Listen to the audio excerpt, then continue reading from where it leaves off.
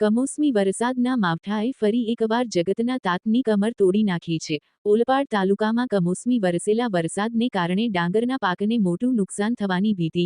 ખેતર અને રસ્તા પર પાણી ભારત ખેડૂતો ડાંગરનો પાલડી ગયેલા પાક જાહેર રસ્તાઓ પર સૂકવવા મજબૂર બન્યા।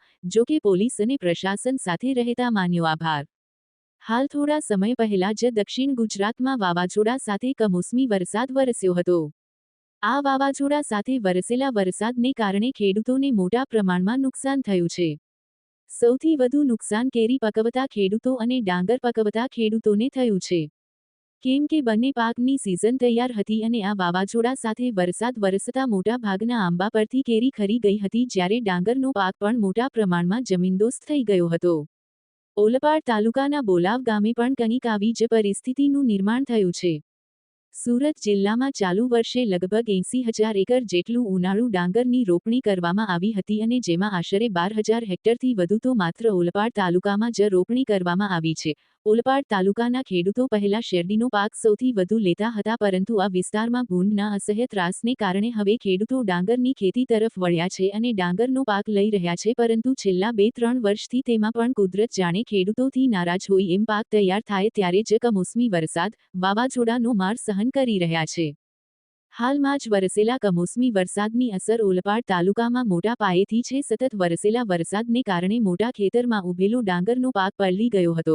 હાલ જ્યારે 2 દિવસથી ફરીથી ઉઘાડ નીકળતા હવે ખેડૂતો પોતાનો તૈયાર પાક ફટાફટ કાપણી કરી રહ્યા છે। જો કે ખેડૂતોની મજબૂરી છે કે ખેતરોમાં અને રસ્તાઓ પણ વરસાદી પાણી ભરાઈ જવાના કારણે ખેડૂતોને ભીંજાઈ ગયેલા પાક સૂકવવાની જગ્યા નથી મળી રહી, જેને લઈ ખેડૂતો મજૂરીના વધારે પૈસા ખર્ચી ખેતરથી મુખ્ય માર્ગ સુધી લાવી મુખ્ય માર્ગ પર પાક સૂકવવા મજબૂર બન્યા છે। ડાંગરનો પાક પલળી જવાને કારણે હવે ખેડૂતોને ડાંગરના જોઈએ તેવા ભાવ નથી મળવાના કારણે કે પાક તૈયાર હતો એમ તેના પણ વરસાદી પાણી પડતા પાક પલળી ગયો છે।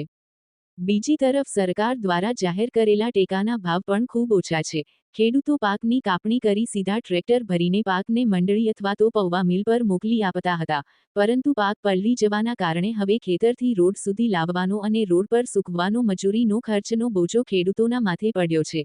ત્યારે ખેડૂતો અપેક્ષા રાખી રહ્યા છે કે સરકાર નુકસાનીનું સર્વે કરી ડાંગરનાની નુકસાનીનું વળતર ચૂકવે અને ટેકાના ભાવ પણ વધારે। બીજી તરફ ખેડૂતોએ પ્રશાસન અને પોલીસનો પણ રોડ પર ડાંગર સૂકવવા દેવા બદલ આભાર માન્યો હતો। જગદીશ ભરવાડ, ન્યૂઝ 14 ઓલપાડ। મારું નામ સુજીતસિંહ સોલંકી, મૂળ બોલાવ ગામનો વતની છું।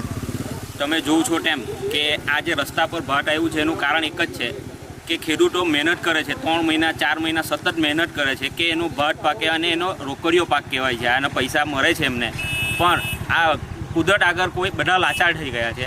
એના લીધે જે વરસાદનું માવઠું આવ્યું છે, આ 6, 7, 8 તારીખે જે વાવાઝોડું આવ્યું છે એના લીધે ખેડૂતોએ મશીનના ભાવો વધારે આપીને કપાવીને રોડ પર આવીને આજે સૂકવવું પડે છે અને એના લીધે મજબૂર થઈ ગયો છે ખેડૂત।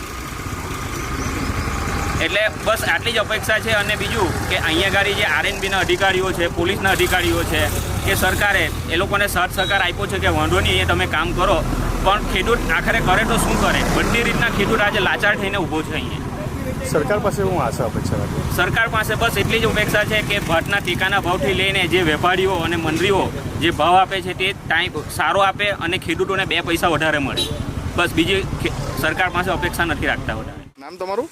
મારું નામ વીરભદ્રસિંહ ખેર, જી, મૂળ વતની બોલાવું છું। કેમ આ રોડ પર ડાંગર નાખ્યો છે? આ વરસાદનું માવઠું એ રીતનું આવ્યું છે કે જે સમયે અમારો પાક તૈયાર થાય છે તે સમયે ડાંગર અમારું નીકળે છે, તો તે સમયે અમારી પાસે કોઈ ઓપ્શન રહેતો નથી, કારણ કે રસ્તા બી બધા ભીના થઈ જાય છે, ખેતર બી ભીના થઈ જાય છે, એટલે અમારી પાસે રોડ સિવાય બીજો કોઈ ઓપ્શન છે નથી, એટલા માટે અમે ડાંગર રોડ પર રાખવા મજબૂર થઈ ગયા છે। પહેલાં તો આ વિસ્તારમાં ડાંગરની ખેતી નહીં થતી હતી? ના, ડાંગરની ખેતી એટલા માટે હવે કરીએ છીએ કે અત્યારે શેરડીનો પાક જે ઊભો કરીએ છીએ એમાં અમને ભૂંડનો ત્રાસ નડે છે। હવે તમે અત્યારે થોડા દિવસ પહેલાં જોશો ને નીલગાય હવે આવી ગઈ છે, એટલે અમે ડાંગર માટે અમે મજબૂર થયા છે કે ડાંગર બનાવીએ તો અમારા માટે વરસાદ નહીં આવે, તકલીફ આવે છે। હવે ખેડૂતે કરવું તો કરવું શું? ત્યાં રોડ પર ડાંગર નાખો છો, કોઈ હેરાન નથી કરતા? કોઈ વસ્તુ હેરાન નથી કરતા, તે ઉલટો અમને પોલીસ ખાતાથી કે બધા તરફથી અમને સહકાર મળે છે।